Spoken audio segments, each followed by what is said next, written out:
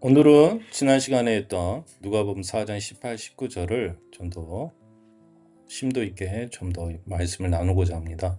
우리 본문 말씀 한번 18, 19절 다시 한번 보겠습니다. 주의 성령이 내게 임하셨으니 이는 가난한 자에게 복음을 전하게 하시려고 내게 기름을 부으시고 나를 보내서 포로된 자에게 자유를, 눈먼 자에게 다시 보게 함을 전파하며 눌린 자를 자유케 하고 주의 은혜의 해를 전파하게 하려 하심이라 하였더라.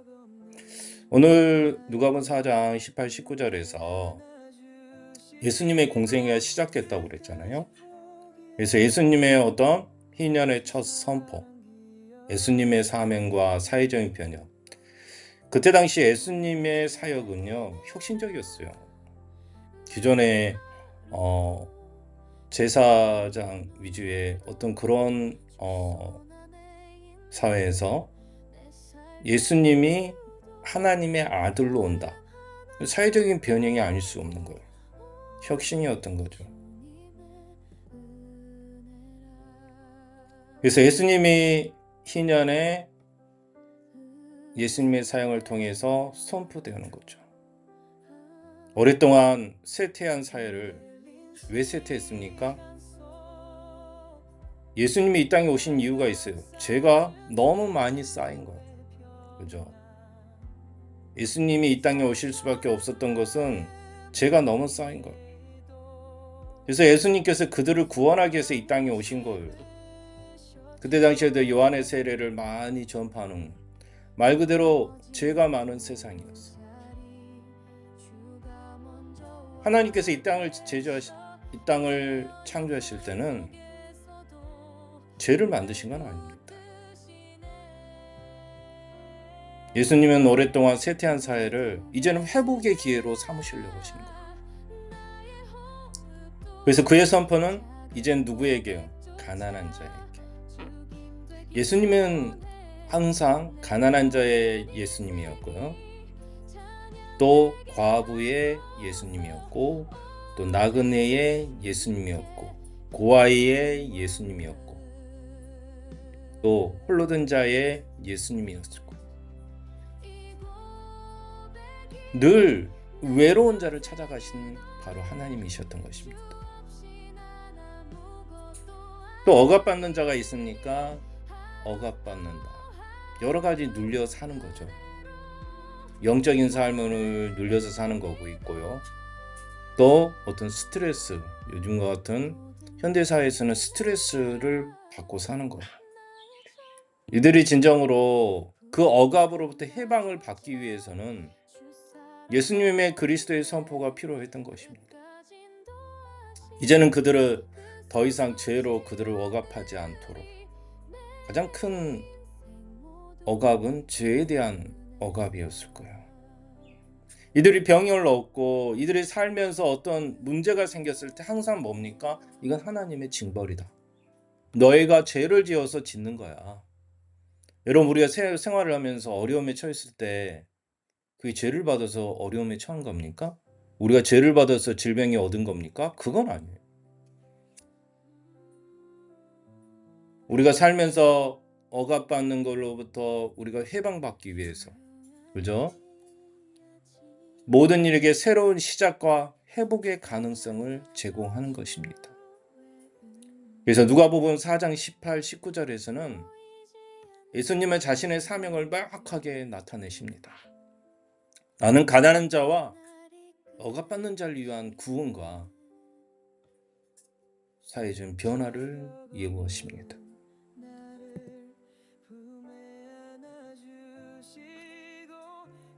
예수님의 세례는 요한의 세례하고는 다릅니다. 예수님께서도 항상 뭡니까? 요한을 통해서 성령의 세례를 받았죠. 요한의 세례는 뭡니까? 회개의 세례입니다. 그래서 예수님은 성령의 임재를 통해서 자신의 사명을 분명히 하셨습니다. 임무를 수행하기 위해 준비가 되었다는 것을 나타내는 거죠. 우리 사도 바울도 마찬가지로 그가 사역을 시작할 때 성령의 세례를 아나니아로 받지 않습니까?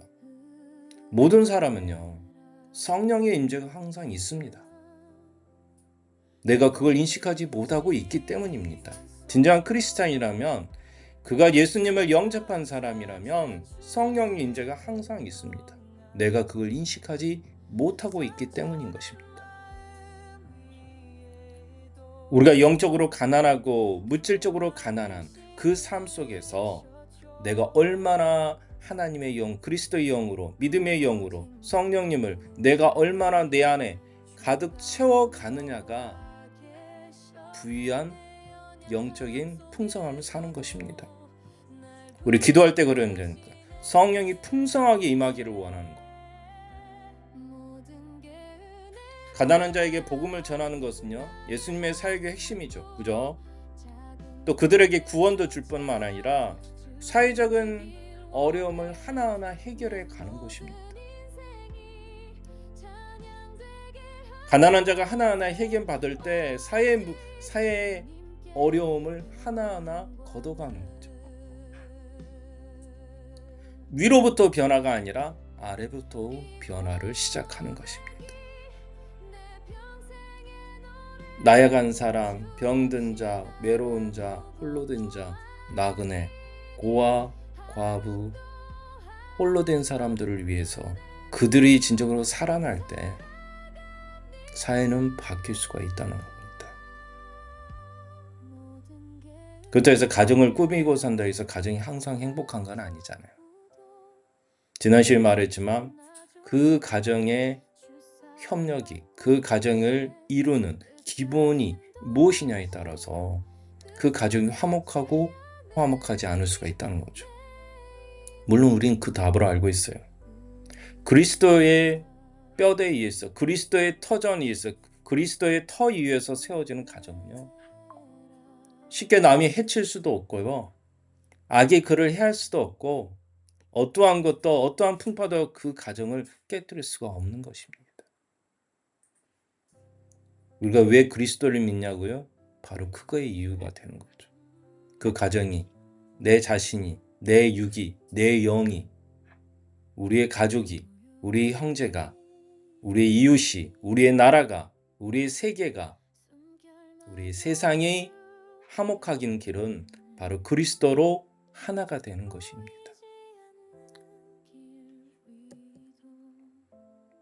예수님은 포로된 자에게 자유를 주십니다.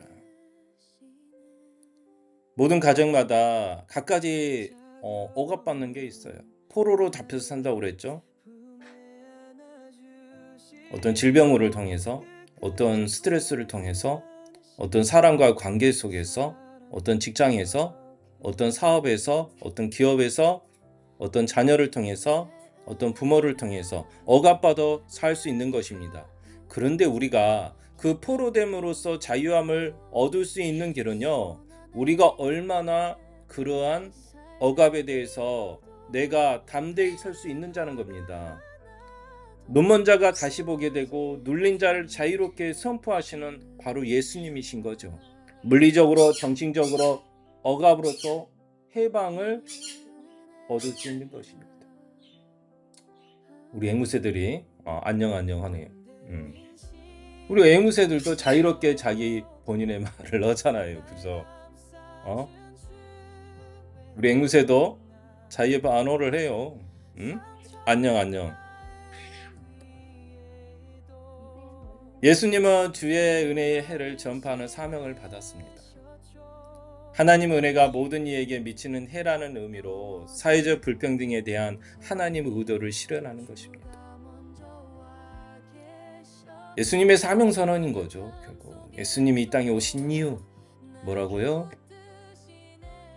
가난한 자에게 복음을 전하고 기름을 부으시고 나를 보내사 포로된 자에게 자유를, 눈먼 자에게 다시 보게 하는 것, 눌린 자를 자유케 하고 주의 은혜를 전파하려 하시기 위해서 이 땅에 오신 것입니다. 이분이 정치의 어떤 지도자가 되기를 원합니까? 이분이 나라의 어떤 왕을 요구하십니까? 이분이 어떤 재정적인 큰 재정을 원하십니까? 이분이 명예를 원하십니까? 그렇지 않습니다. 근데 왜 나 자신이 스스로 명예를 요구하고, 왜 나 자신이 어떤 정치적 지도자가 되려고, 자꾸 장이 되려고 노력하냐는 거예요. 예수님은요, 그걸 다 버리셨습니다. 여러분 버려야 돼요. 예수님은 하나님의 성령을 통해 가난한 자, 소외된 자, 억압받는 자를 위해 사역하셨습니다. 그의 사명은 영적인 구속에 그치지 않고 사회적 불평등과 억압을 없애는 방향으로 나아가는 겁니다. 가난한 자, 소외된 자를 위해서 그들에게 복음의 메시지를 전한 것입니다. 아버지, 아버지는 여러분을 사랑하십니다. 구약의 시대부터 지금까지 50년마다 돌아오는 그 모든 희년,